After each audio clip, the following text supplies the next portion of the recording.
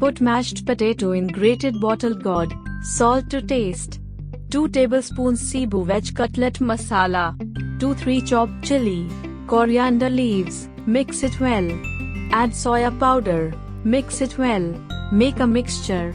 Make a round shape. Put oil in a pan. Shallow fry the cutlet.